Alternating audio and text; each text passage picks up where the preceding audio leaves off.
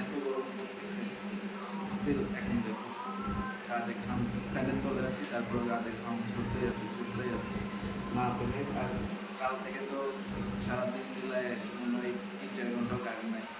কি একটা অবস্থা বলতে আমরা যাচ্ছি না পেরে আজকে খুবই স্বল্প বাজেটের একটা চার্জার ফ্যান কিনে আসলাম। জানি এটা অত বড় না, বাট মানে বেঁচে থাকার জন্য, বেঁচে থাকতে পারবো এরকম একটা ফ্যান নিয়েছি।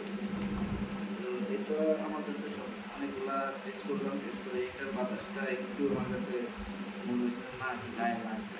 তারপর আন্ডার 1,000 টাকা বেশি দিয়েছি। তো গরমের যে অবস্থা, বিদ্যুৎ তো নাই বললেই চলে, মাঝে মাঝে 1-1.5 ঘন্টার জন্য বিদ্যুৎ আসতেছে। জীবন আসলে খুবই দুরূহ সমস্যা।